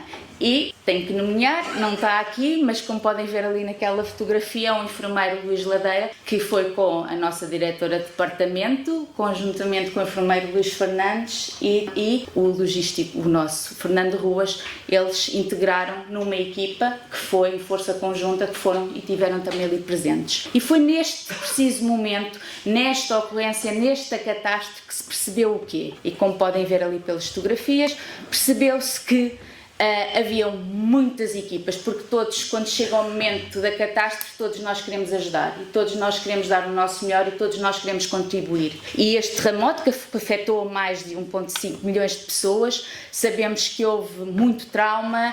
O que é que aconteceu? Percebeu-se que, apesar de equipas bem intencionadas, e nós podemos estar bem intencionados, isso já foi falado aqui, não existindo treino, não existindo equipamento adequado e mais, não havendo até o domínio da língua, não havendo, sobretudo, coordenação, e falou-se aqui muito sobre coordenação, o que é que aconteceu? Houve muitas coisas que foram feitas que não eram mais indicadas. E foram momentos de aprendizagem, e a verdade é que todas estas equipas, e a partir desse momento, houve o quê? Houve momentos de consórcios, equipas que se juntaram para poder perceber o que é que poderiam melhorar nesse sentido. Deixa eu andar para trás. Estamos aqui. Então, o que é que foi? Percebemos que, mesmo em situações de emergências complexas ou catástrofes, é necessário manter princípios de atuação clínica. Não podem ser estudantes que ainda não terminaram a licenciatura, não podemos enviar nem a boa intenção que vai tornar uma boa resposta. E é necessário manter os padrões de qualidade de assistência. O suporte e as operações e a logística são tão importantes como os requisitos técnicos, e aí temos percebido isso. Não só a parte técnica, médica, de enfermagem, de todo o cuidado ao doente, toda a gestão e toda a coordenação é fundamental para que a resposta tenha um sucesso. E aqui pomos o comando, a coordenação são nacionais, é verdade, são daquele país, mas podem necessitar apoio. E então como é que é feito o comando e o pedido de ajuda? Como é que isto tudo é coordenado? Então é necessário, e daí nasceu, e daí surgiu e foi equacionado, é necessário um sistema de governança global, ou seja, que é universal, normalizado, acessível e aplicável. Ou seja, a boa vontade não chega, nós precisamos de ter mínimos, os estándares mínimos, que então aí a OMS, como entidade global pegou e disse, não, temos que nos unir e as equipas que vão para estas catástrofes não pode ser só por bem intencionadas, temos que falar a mesma linguagem e temos que ter princípios standardizados mínimos, porque estamos a falar de países, desde países menos desenvolvidos a países mais desenvolvidos, em que os diferentes tipos de catástrofes podem acontecer, nomeadamente catástrofes, e nós estamos a passar um momento disso, catástrofes naturais, catástrofes não naturais, não é? Provocadas por pessoas. E nesse sentido, em 2013, e podemos ver aqui, o que vocês veem, a Organização Mundial tinha no fundo chamado Livro Azul, em que dava alguns estándares mínimos necessários para as equipas em que eles chamavam as FMT, as Foreign Medical Teams. E em 2013, depois da reunião, passaram a ter os mínimos para as equipas de emergência médica, as comumente chamadas Emergency Medical, que são definidos como grupos de profissionais de saúde que prestam cuidados clínicos diretos a populações afetadas por catástrofes, ou surtos, ou emergências complexas, em apoio ao sistema de saúde local. E isto foi o que ficou definido, e no novo Blue Book em 2021 é isto que define o que é uma equipa EMT. Dando-vos aqui um pouco da história, não é? De como é que foi este percurso. Quais são as tipologias de EMT que existem e que a Organização Mundial de Saúde classifica? Existe desde o tipo 1, tipo 2 e tipo 3 e, como podem perceber, vai crescendo na sua complexidade e na sua capacidade de resposta. As tipo 1 podem ser móveis ou fixas, em que são um serviço de urgência básico, atendem até 100, podem ir até mais de 100 doentes, o que está na definição é isso, 100 doentes outpatients, 100 doentes em ambulatório por dia, e têm capacidade também de receber doentes críticos, estabilizá-los, mas não ficam com eles, pois preparam o seu transporte para unidades que possam acolher. Nomeadamente estão ocupadas normalmente aqui a tipos 2, que já têm o quê? Para além de terem cirurgia, têm capacidade de cirurgia de emergência, têm internamento e têm no fundo o serviço de urgência médico-cirúrgico, equiparando aqui aos nossos. O tipo 3, para além de ter o número de cirurgias, a capacidade de realizar cirurgias aumenta, tem também internamento de unidade de cuidados intensivos e também serviço, é no fundo o nosso serviço de urgência polivalente, que com maior capacidade de resposta. Neste momento existem também células especializadas, ou seja, equipas próprias para quê? Para situações específicas, nomeadamente quando há surtos de infecções, de diálise, de abordagem inicial ao doente queimado, nomeadamente quando estávamos aqui a falar, quando há necessidade de quê? A resposta nacional não chega, nós temos uma resposta a nível, aqui tanto na Europa, a nível do mecanismo europeu, e quando a resposta não é suficiente, vamos então ao nível global em que entra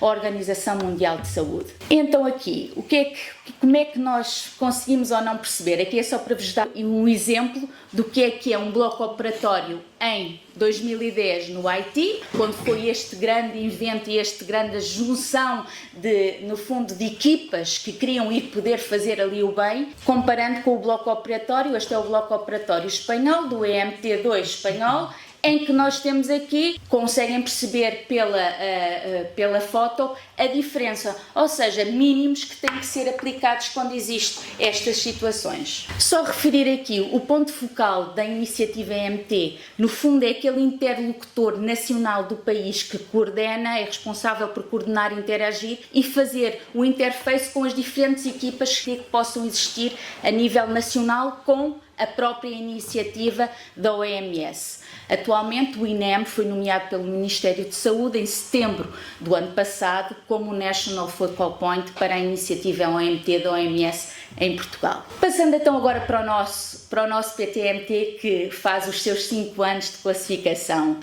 A verdade é que a história não começou só em 2019, como perceberam pela história que o INEM tem, e a história que o INEM tem a intervir em diferentes missões humanitárias. A verdade é que ao longo destes anos, inclusive com o seu hospital de campanha, até ter tido a certificação nas diferentes operações, quer nos mass gatherings que ao longo destes anos nós temos estado envolvidos, quer em diferentes situações humanitárias que foram acontecendo, nomeadamente o INEM esteve envolvido em Timor durante, eu agora não quero ter em erro, isto a idade já não perdoa, mas pelo menos durante 2 anos. Eu sei que muitos de nós que estão aqui tiveram envolvidos nessa resposta, com força conjunta com o subbravo da GNR, e aí também tivemos e desenvolvemos este tipo de trabalho. A verdade é que ao longo destes anos fomos, inclusive quando tivemos em 2017 o planeamento, e aí falou-se a importância do planeamento, da coordenação, quando tivemos a visita de Sua Santidade, o Papa, em 2017, e aí foi, em conjunto com todo este plano que vocês ouviram que existe também um hospital de campanha que estava ali montado do INEM, em que estava dentro do plano todo. Olhem, quando há as vítimas, como é que nós fazemos? Há um responsável, há um coordenador clínico e toda a comunicação e o planeamento que existe. A verdade é que em 2017 nós tivemos um EMT, não éramos classificados naquela altura, mas tivemos um EMT tipo 2, porque tínhamos bloco operatório e tínhamos unidade de cuidados intensivos. Verdade é que fomos trabalhando também no sentido de quê? Poder melhorar a qualidade e sermos classificados, porque faz toda a diferença, somos classificados e reconhecidos na OMS como um EMT que tem o que é necessário, tem os estándares necessários para lhe ser atribuída essa classificação. E a verdade é que começámos a trabalhar, só para terem ideia, todos os Standard Operational Procedures, só de documentos, e neste momento são 190 documentos que têm que ser preparados quando vem toda a equipa de verificação para a classificação que é necessária.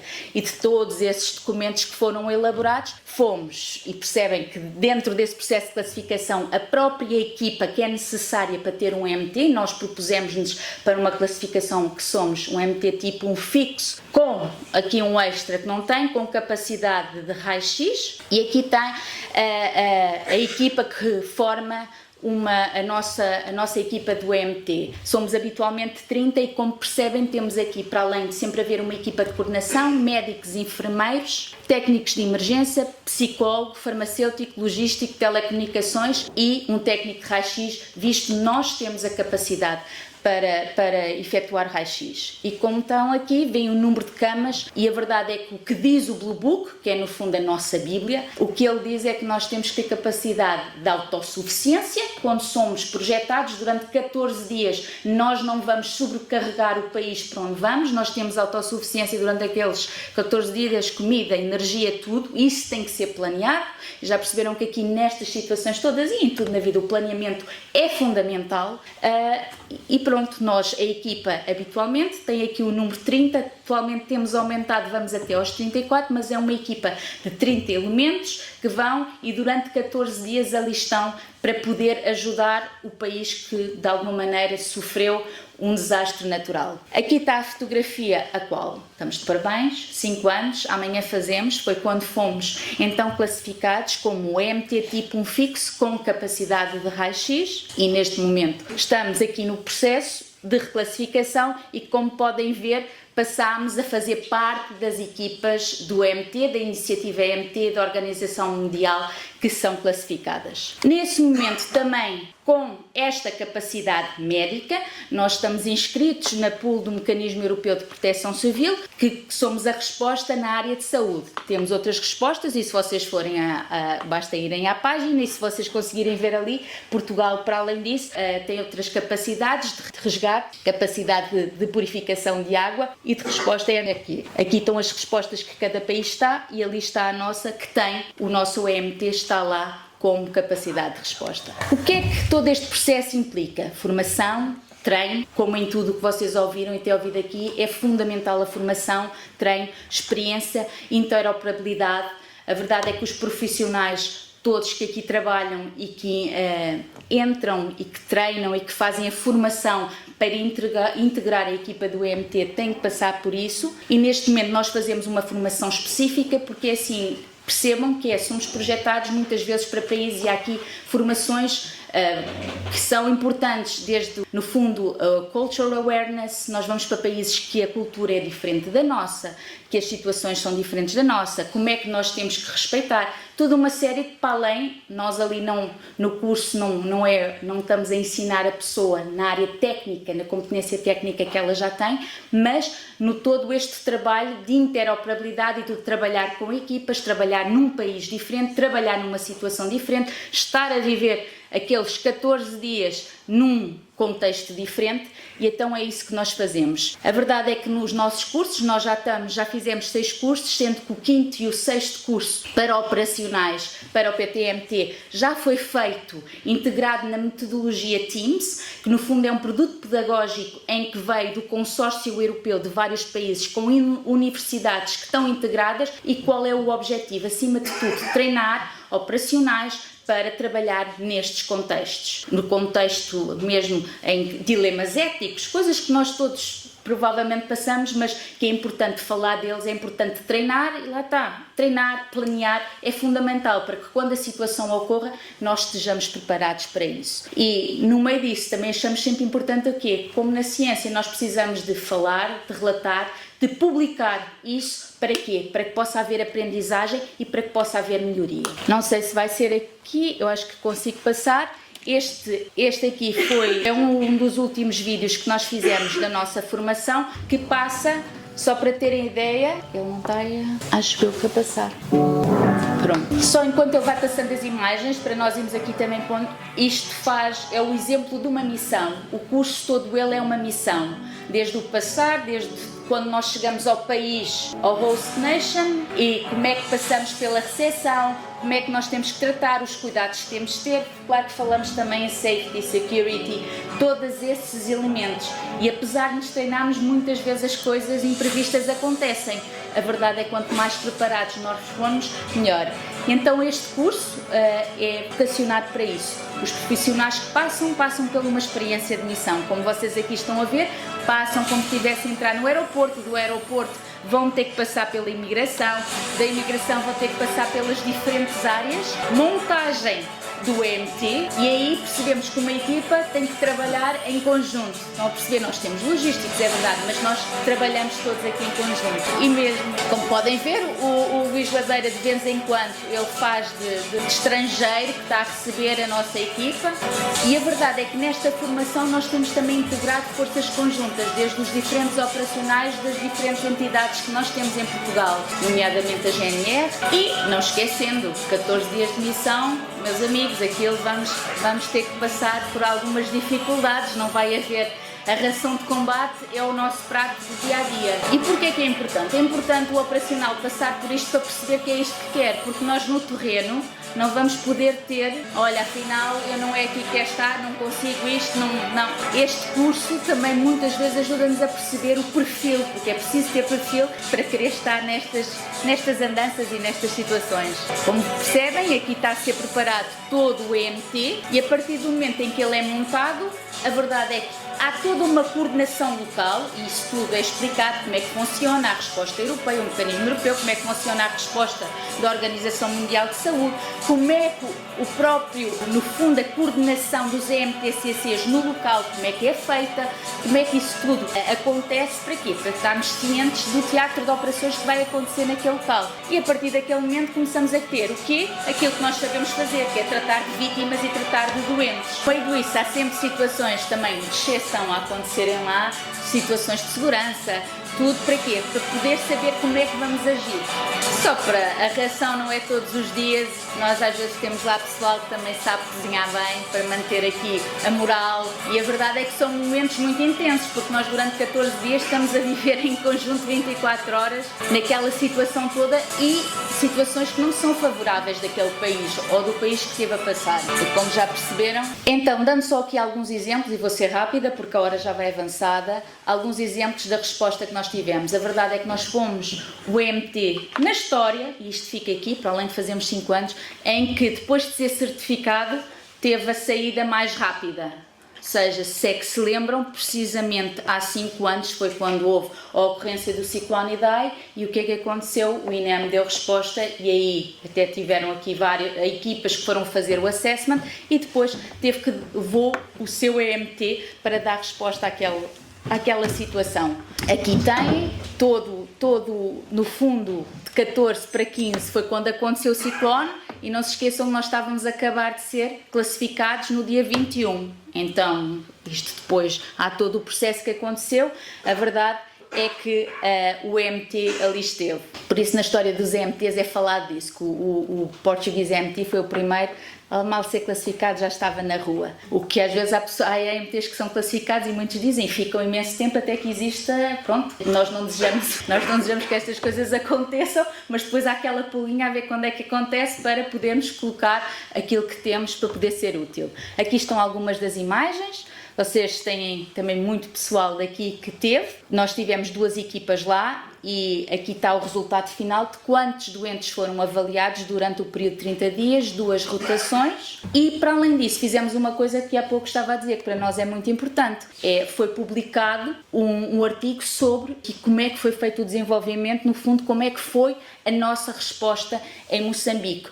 No jornal Pre-Hospital and Disaster Medicine, para quê? Para poder ser também, não só a publicação, mas para ser documentado e uma mais-valia de aprendizagem. E com isto podermos o quê? Aprendizagem é para termos melhoria. Também aqui, uma das últimas, quando é que foi de resposta do EMT, não com a sua totalidade, como vocês viram, do EMT com as tendas todas montadas e com a equipa toda, mas de células especializadas. Na altura da pandemia, como percebem, houve vários pedidos da Organização Mundial de Saúde e nós também estávamos aqui com dificuldades, mas a verdade é que foi feito o pedido e enviou uma célula especializada para apoio e suporte ao gabinete da OMS e ao Ministério de Saúde de São Tomé. Na altura nós tínhamos um documento bem definido quais eram as nossas prioridades e quais eram as nossas atividades e acima de tudo era ajudarmos as equipas lá na coordenação, na montagem do hospital para Covid e fazemos no fundo os circuitos e darmos formação.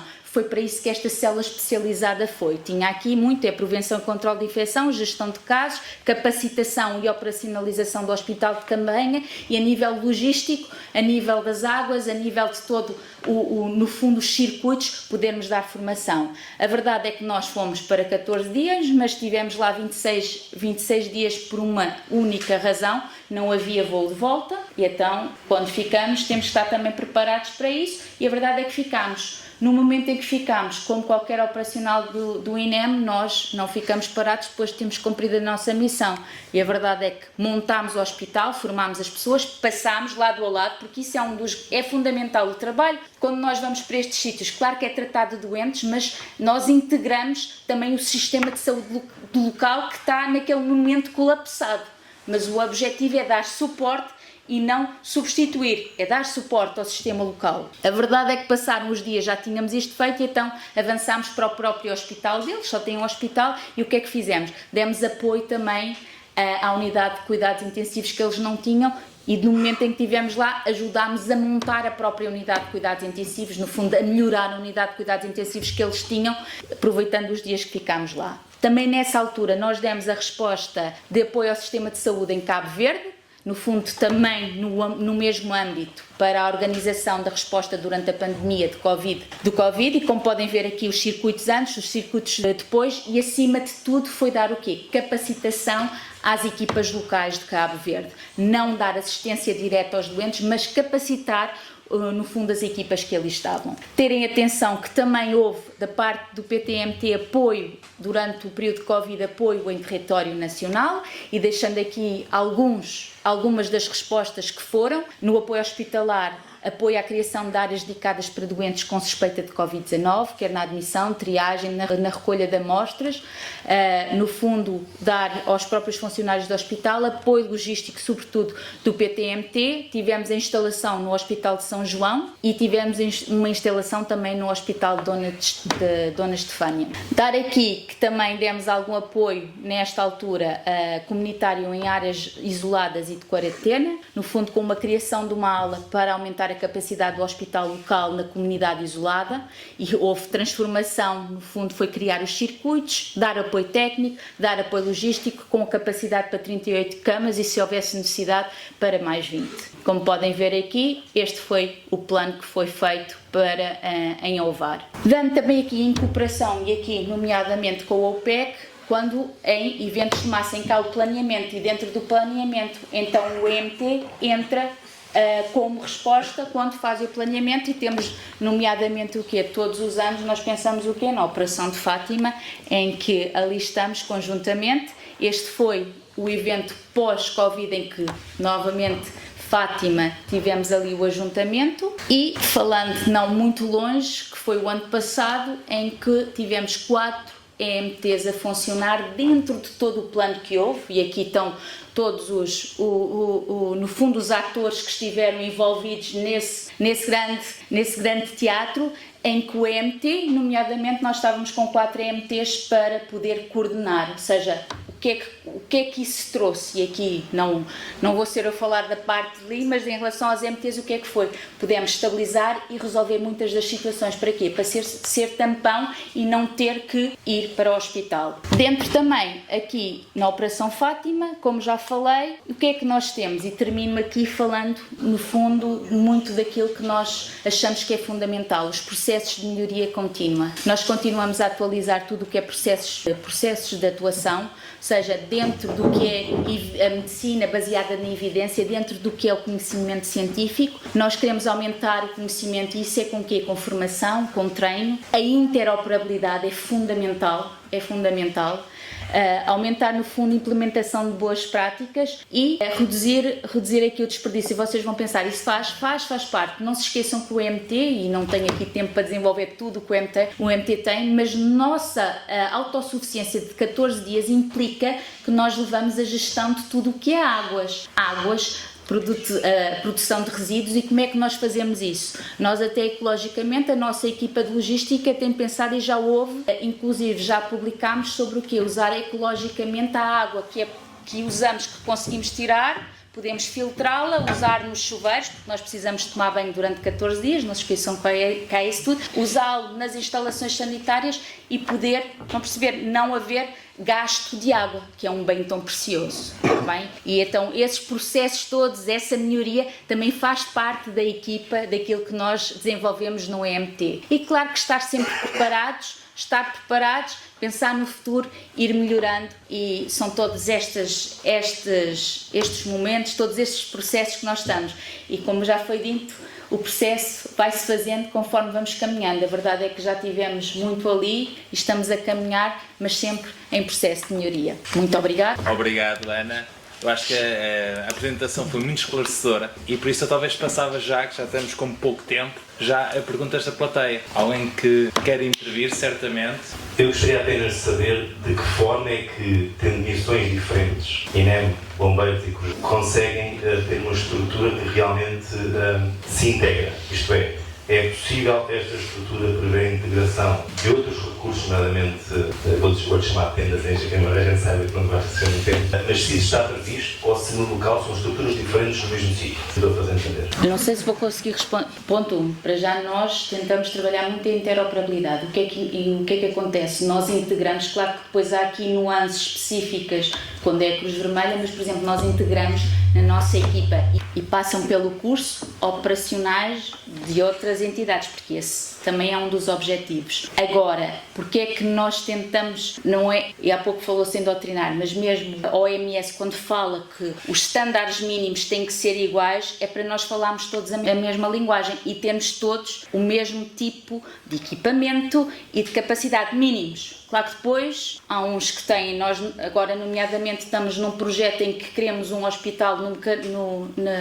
na parte europeia, no mecanismo de proteção civil europeu, o Rescue, o EMT. Claro que aí, não é, queremos mais coisas, queremos células especializadas, respostas nomeadamente como ter TAC. Estamos a falar de Moçambique quando isso se calhar nem existe no sistema local de saúde em muitos dos sítios. E é esta decalagem tão diferente que nós tentamos que os mínimos sejam. E claro que falar a mesma coisa com todas estas entidades, nomeadamente nós temos estes cursos, e mesmo esta Taiwan, estamos a falar de culturas diferentes, nós temos EMTs, mais de 80 EMTs em todo o mundo, em que tentamos que seja uma linguagem comum, para haver isso que estamos a dizer, interoperabilidade, ou seja, eu estando aqui, conseguir até poder ajudar no EMT que está ao lado, o EMT2. Então, é esse o caminho que se está a fazer. Não sei se respondi, se era isto. E permitam dar um exemplo, porque tem a ver mesmo com a interoperabilidade e os estándares mínimos que criaram. Moçambique, EMT da Proteção Civil Italiana, primeiro mês foi garantido pela Proteção Civil Italiana.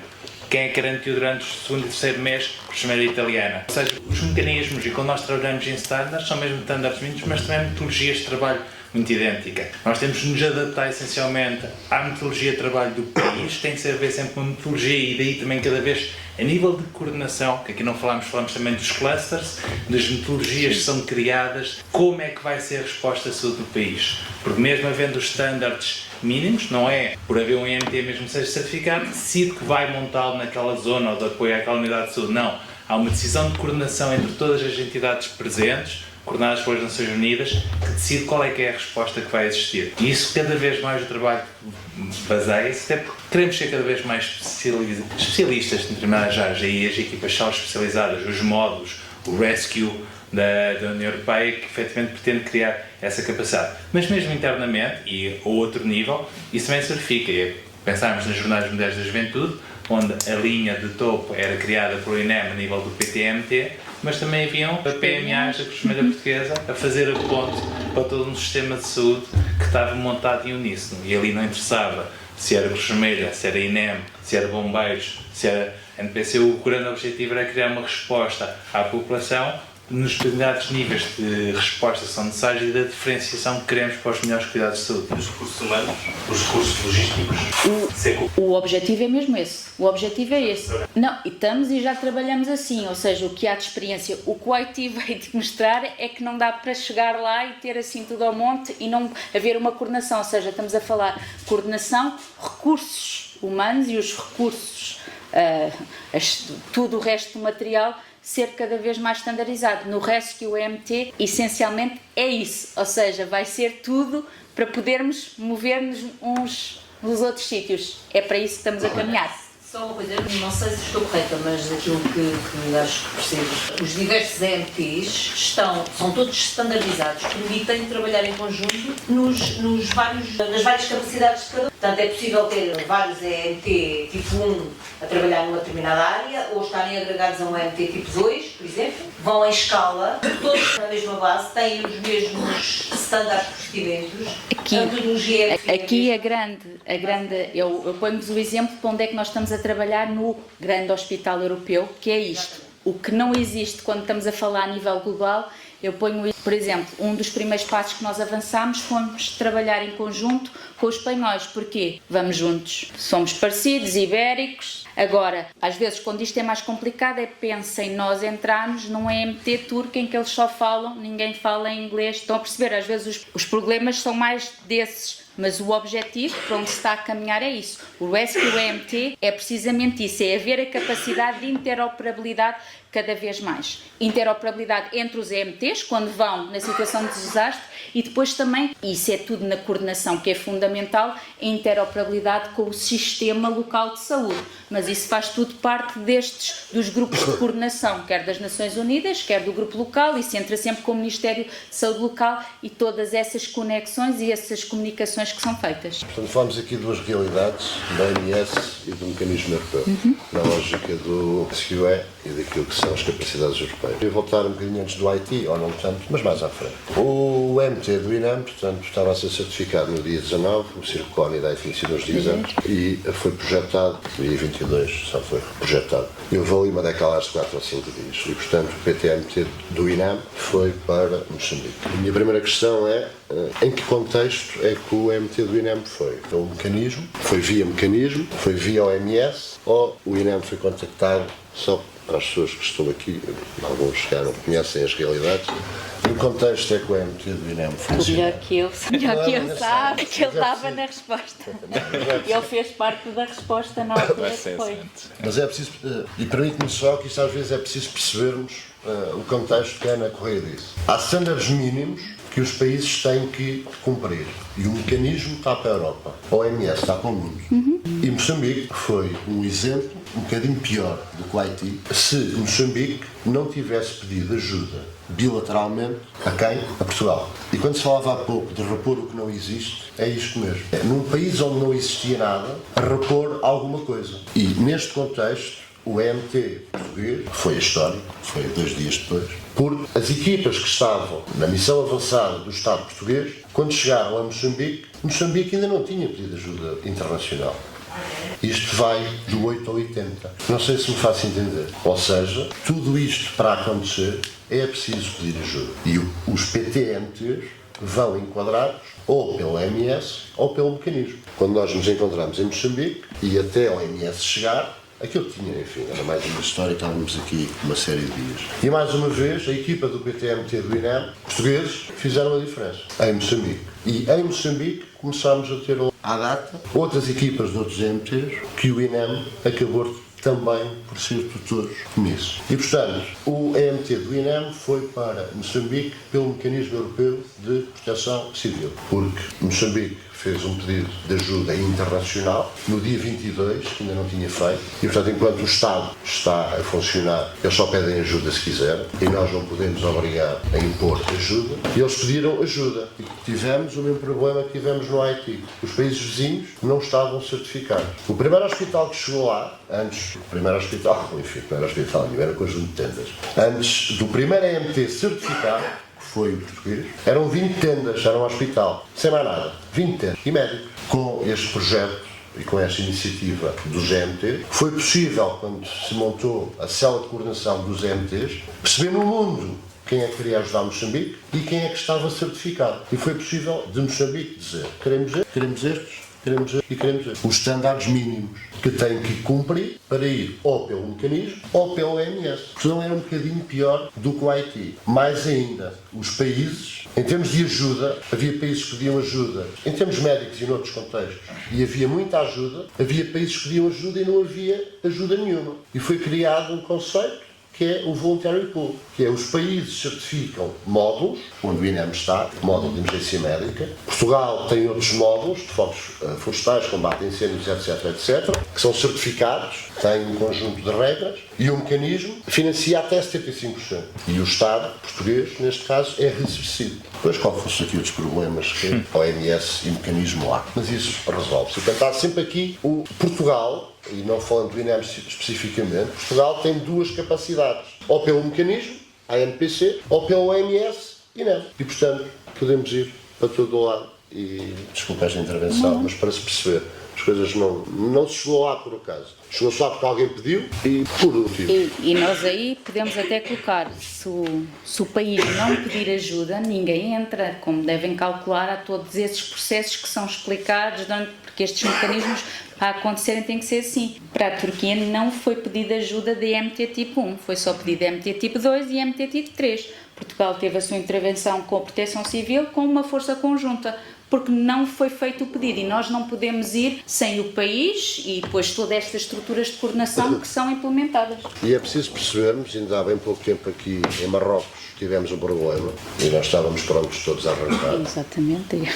Foi tudo montado, mas em Moçambique tivemos gente a chegar, quando montámos o MTCC, não. Foi preciso fechar o aeroporto da Beira, uma coisa que não fizeram no Haiti. O aeroporto da Beira, a uma dada altura, foi preciso fechá-lo, porque aquilo já não dava mais. Só tudo para Maputo e a partir de Maputo é que vamos começar a mandar as coisas. Quando o senhor vai para ajudar e chega lá e percebe que é a primeira ajuda, às vezes é complicado. Deixar uma nota transversal, talvez, e vemos desde o local ao internacional, coordenação, gestão, articulação, garantia de qualidade. Queremos ajudar, não queremos piorar a situação que existe. Deixem-me também partilhar isto. A nível internacional, Federação Internacional de Cruz Vermelha e Crescente Vermelho, além do que já se falou aqui, nós, para intervir num outro país, temos de ter mais uma autorização, que é a Sociedade Nacional do país. Eu não posso, se tivermos um problema cá em Portugal, o Estado português pode pedir ajuda, mas por uma razão, a Cruz Vermelha Portuguesa considerar que não quer a ajuda de uma congénere da Cruz Vermelha, não vai existir o apoio de qualquer movimento, mesmo para garantir toda esta coordenação. Em contrapartida, se pretender, temos toda esta rede.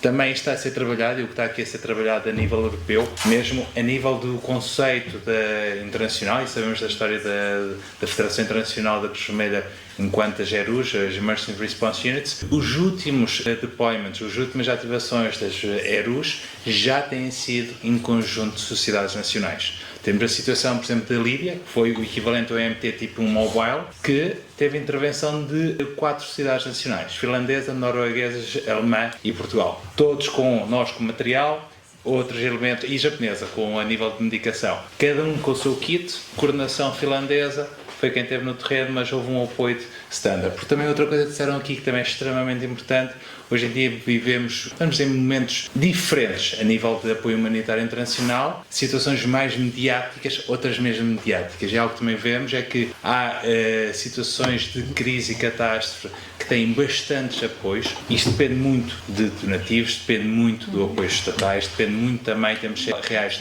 de política. Há muitas situações que efetivamente têm muito apoio de intervenção local, há outras que acabam por ser esquecidas. E por isso também percebemos em todas as situações de catástrofe a nível internacional que é extremamente importante percebermos que temos que direcionar o nosso apoio para todas as áreas. Há situações onde conseguimos efetivamente fazer diferença com todos estes mecanismos que estão a ser feitos, desde o europeu ao mesmo internacional, envolvendo também a OMS no concerne a nível de saúde. Mais questões, dúvidas depois desta nossa primeira pequena discussão na mesa, também é sempre importante para esclarecer mais na plateia. Uma última questão? Alguém? Não? Tendo em conta as horas, penso que... Não haver mais questões, vamos até. Obrigada a todos vocês, foi espetacular.